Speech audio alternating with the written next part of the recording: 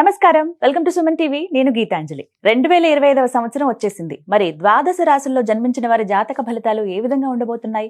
మెరుగైన ఫలితాల కొరకు ఎటువంటి పరిహారాలు వారు చేసుకోవాలి?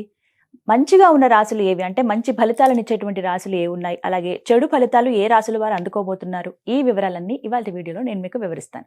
వివరించేందుకు ప్రస్తుతం మనతో పాటు ఉన్నారు ప్రముఖ జ్యోతిషులు బ్రహ్మశ్రీ నందిభట్ల శ్రీహరి శర్మ గురువు గారు. వారితో మాట్లాడదాం. గురుగారు నమస్కారం అండి. వాగర్థ వివ సంపృక్తౌ వాగర్థ ప్రతిపత్తయే జగతః పితరౌ వందే పార్వతీ పరమేశ్వరౌ.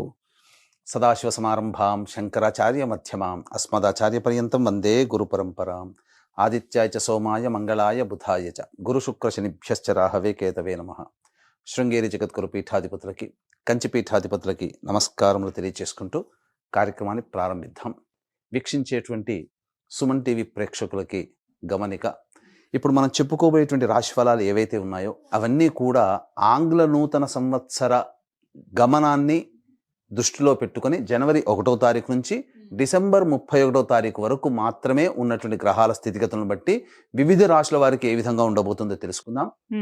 మనకు సాంప్రదాయానుసారంగా వచ్చేటువంటి ఉగాది నుంచి ప్రారంభమయ్యే రాశి ఫలితాలని, అనగా వచ్చే విశ్వావసునామ సంవత్సరానికి సంబంధించి ఉగాది ప్రారంభమయ్యడానికి అంటే ముందుగా మళ్ళీ ఆ యొక్క ఉగాది సందర్భంగా మళ్ళీ వివిధ రాశుల వారికి సంబంధించి రాశుల ఫలితాలు ఇవ్వడానికి ప్రయత్నం చేస్తాను. కాబట్టి ఇటువంటి దాంట్లో ప్రపంచమంతా అంగీకరిస్తున్నటువంటిది 2025 నూతన సంవత్సరం. అదేవిధంగా మనము కూడా ఆంగ్ల నూతన సంవత్సరం అనేటువంటి భావనతో ఈ యొక్క కార్యక్రమం చేస్తున్నాం.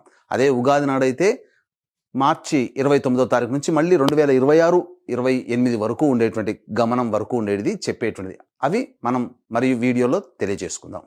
అదే అడగబోతున్నాను గురుగారు. అంటే సాధారణంగా ఒకటే ప్రశ్న అడుగుతారు, ఉగాది కదా అసలు చెప్పాలి జాతక ఫలితాలు అనేవి, ఈ లోపు ఏంటి అంటే ఒక సాంప్రదాయంగా అది కొనసాగిపోతుంది. అంటే మనకేమని చెప్పబడింది అంటే, ధర్మం ఏం చెప్పబడింది శాస్త్రంలో అంటేనమ్మా, ప్రపంచమంతా ఏది ఒక విషయం గురించి ఒక తాటి మీద ఉంటుందో అది ధర్మమే కూర్చుంటుంది, శాస్త్రమే కూర్చుంటుందమ్మా.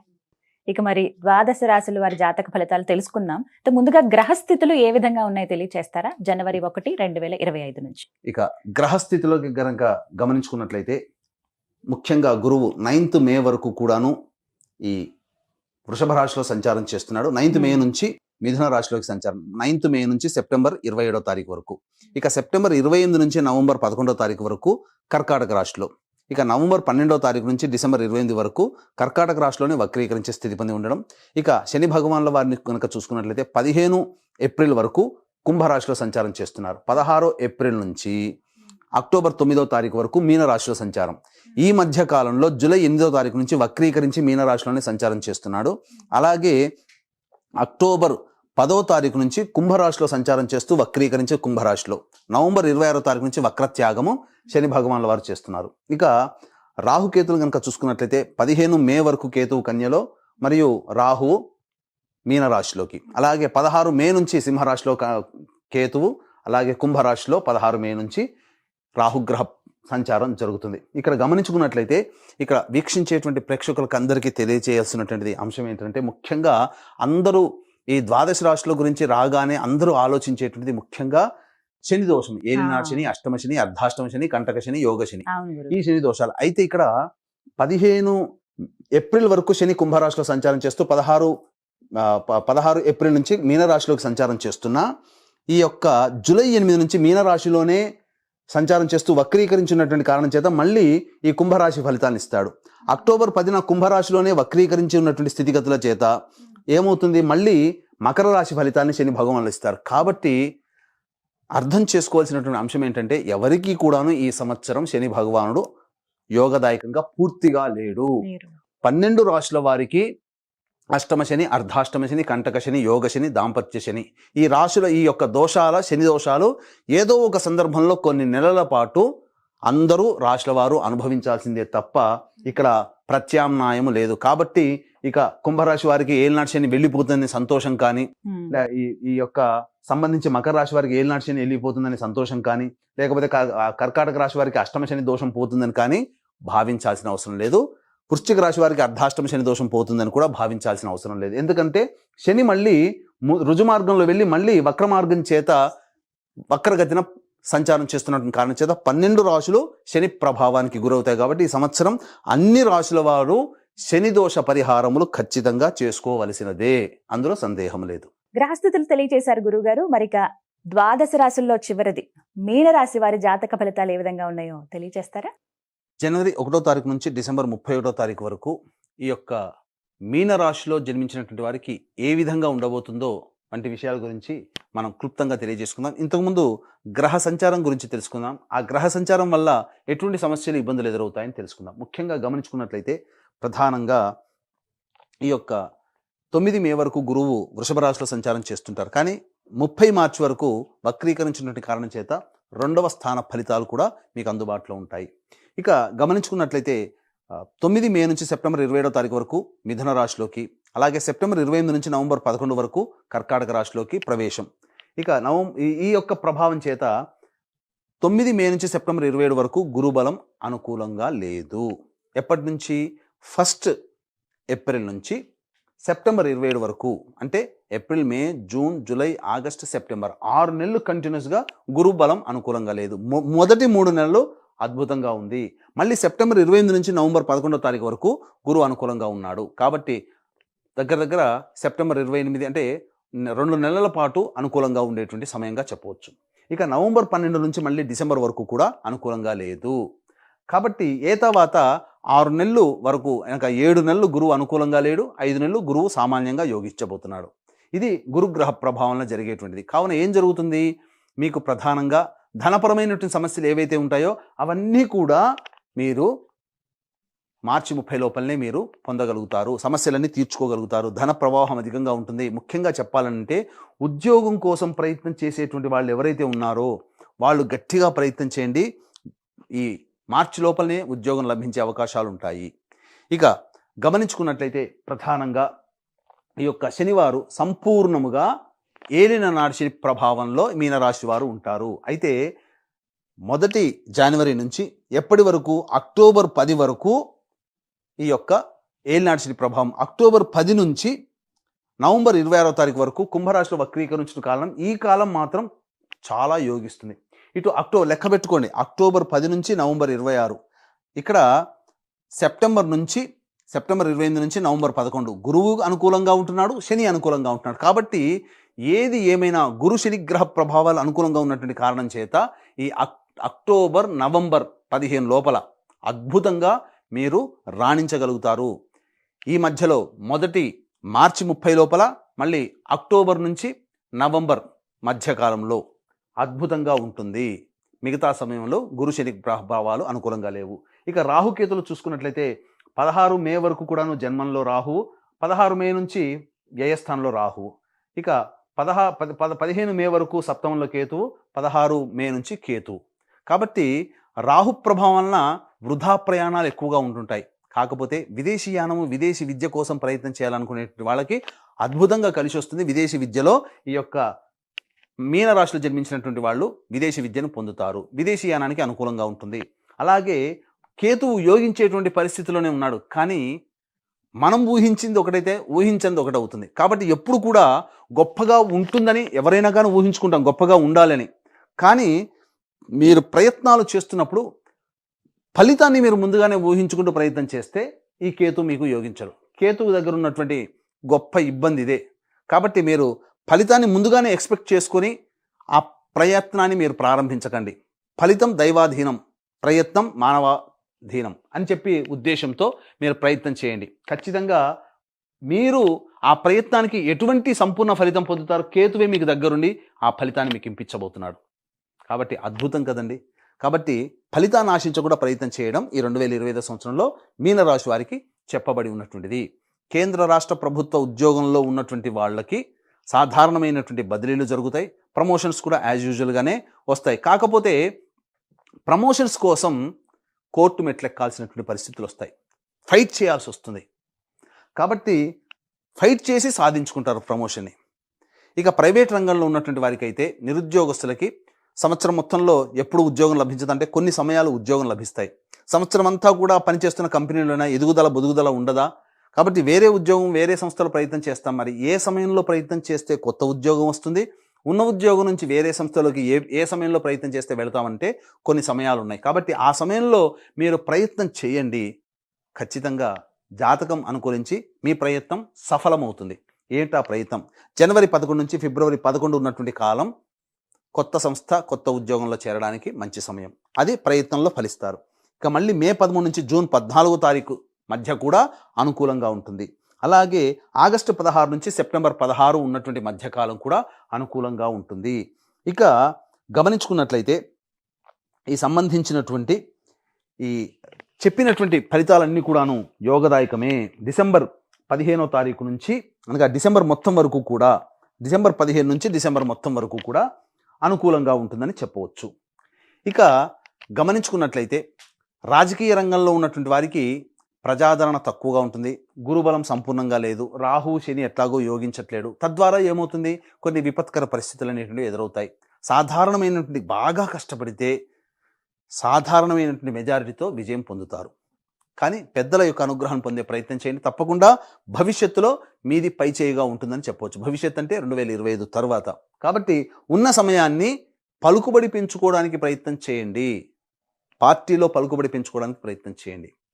ఇక ఈ యొక్క రాశిలో జన్మించినటువంటి సినీ రంగము, నాటక రంగము, నాట్యము, సాహిత్యము, సంగీతము, అలాగే TV serials, social media, electronic and printing media, ఇటువంటి రంగంలో ఉన్నటువంటి వారికి ఈ యొక్క ప్రభావం వలన ఎక్కువగా ప్రయాణాలు చేయగలిగినటువంటి, ఎక్కువ కాలం దూర ప్రాంతంలో ఉండి చేసుకునే ప్రాజెక్ట్స్ మీకు వస్తాయి. ధనము వస్తుంది. కాకపోతే ఇంటికంటే బయట ఎక్కువగా ఉంటారు. కాబట్టి మీరు మీ యొక్క పరిస్థితులను తగ్గట్టుగా ఊహించుకొని ఆలోచించుకొని ఆ ప్రాజెక్టుల మీద సైన్ చేయండి. ప్రజాదరణ బాగుంటుంది. ధనం కూడా ఈ యొక్క కళారంగంలో ఉన్నటువంటి వారికి బాగా వస్తుంది. విద్యార్థులు శని రాహు ప్రభావాలు, గురు ప్రభావాలు అంతగా లేని కారణం చేత జ్ఞాపక శక్తి తక్కువగా ఉంటుంది. కాబట్టి ఎక్కువగా కష్టపడే ప్రయత్నం చేయండి. మంచి ఫలితాలు పొందుతారు. పోరాట పటిమతో విద్యార్థులు కనుక ఉంటే ఆ స్ఫూర్తి వలన మీరు ఉత్తీర్ణత శాతాన్ని పొందుతారని చెప్పవచ్చు. ఇక గమనించుకున్నట్లయితే ఈ యొక్క సంబంధించినటువంటి restaurant business, hotel business, FMCG రంగము, సూపర్ మార్కెట్లు, ఎడ్యుకేషనల్ ఇన్స్టిట్యూషన్స్, జ్యువెలరీ రంగము, కర్రీ పాయింట్స్ నడిపేటువంటి వాళ్ళు, తీర్థయాత్రలు, అలాగే పూజా స్టోర్స్ నడిపేటువంటి వాళ్ళు, పండ్ల వ్యాపారస్తులు, కుల వృత్తుల్లో ఉన్నటువంటి వాళ్ళు, వీళ్ళందరూ కూడా ఏప్రిల్ 30వ తారీఖు లోపలనే వ్యాపారము, ఆదాయము చాలా చక్కగా ఉంటుంది. ఏదైతే కొత్తగా ప్రారంభించాలనుకుంటారో మార్చి 30వ తారీఖు లోపల ప్రారంభించేయండి. ఏప్రిల్ 1వ తారీఖు నుంచి అనుకూలంగా లేదు. కాబట్టి ప్రయత్నం చేయండి. ఎందుకనంటే ఈ లోపల మనము ప్రారంభించే సమయం మంచిగా ఉంటే తర్వాత వచ్చేటువంటి ఇబ్బందులన్నీ కూడాను మనం పరిష్కరించుకోగలుగుతాం. ప్రారంభించే సమయమే కష్టంగా ఉంటే మంచి సమయం ఉన్నా ఆ ప్రభావం దాని మీద పడుతుంది. కాబట్టి మార్చి 30 వరకు గురువు అనుకూలంగా ఉన్నాడు. మళ్ళీ ఇంకెప్పుడండి అనుకూలంగా ఉంటాడు అంటే సెప్టెంబర్ 28 నుంచి నవంబర్ 11వ తారీఖు మధ్యకాలం ఈ యొక్క గురువు గారు అనుకూలంగా వస్తున్నారు. కాబట్టి 1 ఏప్రిల్ నుంచి సెప్టెంబర్ 28 ఉన్నటువంటి మధ్యకాలం గడ్డు కాలంగా భావిస్తూ ఆ యొక్క కష్టాలకి తగ్గినటువంటి ప్రతిఫలం సెప్టెంబర్ 28 నుంచి నవంబర్ 11వ తారీఖు మధ్యకాలంలో పొందుతారు. ఇది తెలుసుకోదగినటువంటిది. ఇక ఈ యొక్క రాశిలో జన్మించినటువంటి రియల్ ఎస్టేట్ రంగంలో ఉన్నటువంటి వాళ్ళకి, అలాగే లాయర్ బిజినెస్లో ఉన్నటువంటి వాళ్ళకి, అలాగే కోర్టు సమస్యలతో ఇబ్బంది పడేటువంటి వాళ్ళకి నిరాశ తప్పదు. కాబట్టి ఆదాయం అంతంత మాత్రంగానే ఉంటుంది. కాబట్టి జాగ్రత్తలు పాటించండి.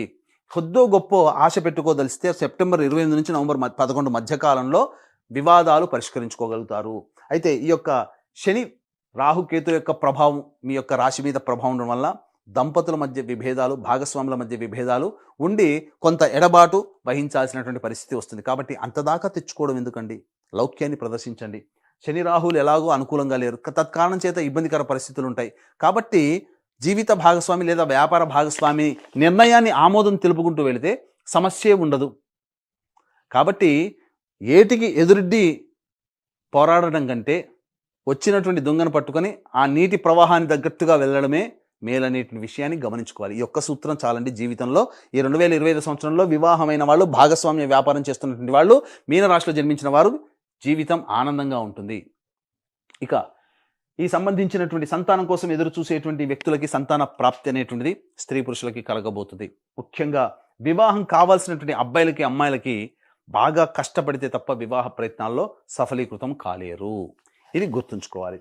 ఇక ఈ సంబంధించినటువంటి ఏసీ సంబంధించినటువంటి వర్క్ చేసేటువంటి వాళ్ళు, అనగా చల్లదనంతో కూడుకున్నటువంటి వ్యాపారాలు, అలాగే ఎడిబుల్ ఆయిల్స్, అలాగే పెట్రోల్ బంక్ సంబంధించినటువంటి వాళ్ళు, ఐరన్ స్టీల్ వ్యాపారస్తులు, అలాగే ఇనుముతో సంబంధం ఉన్నటువంటి ప్రతి వ్యాపారస్తులు, వీళ్ళందరూ కూడా జాగ్రత్తలు పాటించండి. ఏలినాటి శని ప్రభావంలో కొన్ని ఇబ్బందికర పరిస్థితులు అనేటువంటివి ఉంటాయి.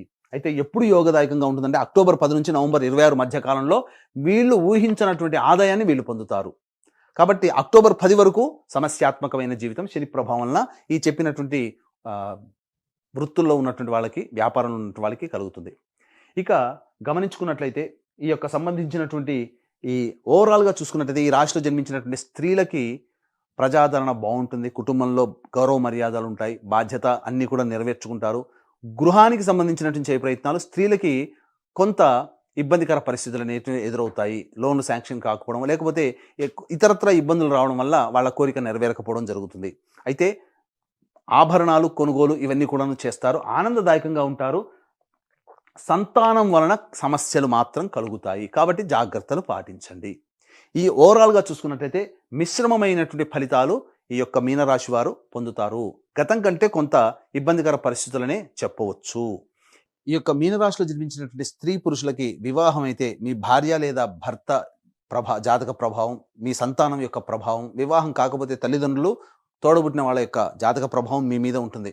కావున ఈ 2025 సంవత్సరంలో మీ యొక్క సంకల్పం సంపూర్ణంగా నెరవేరాలి, మీ కోరికలన్నీ అనేటువంటి యొక్క సదుద్దేశంతో, దైవానుగ్రహం లేని కారణం చేత దైవానుగ్రహం అందరికీ అందించాలనేటువంటి యొక్క సదుద్దేశంతో 12 రాశిలో జన్మించినటువంటి వారి కోసమై ప్రతి నెల ఒక్కొక్క పుణ్యక్షేత్రంలో ఈ యొక్క పూజా కార్యక్రమం జాతకరీత్యా కలుగు విద్య, వివాహ, ఉద్యోగ, దాంపత్య, సంతాన, అనారోగ్య, శత్రుబాధ నివారణకి, మరియు 12 రాశుల వారికి శనివారు ప్రభావాన్ని చూపుతున్నారు. కాబట్టి ఈ యొక్క శనిదోష నివారణ హోమాలు, గత జన్మ కర్మదోషం వల్లనే ఇబ్బందికర పరిస్థితులు ఇప్పుడు ఉంటాయి. కాబట్టి కర్మదోష నివారణ పూజలు, హోమాలు మీకు ప్రతి నెల ఒక్కొక్క పుణ్యక్షేత్రంలో జరపడానికి శ్రీకారం చుట్టబోతున్నాం.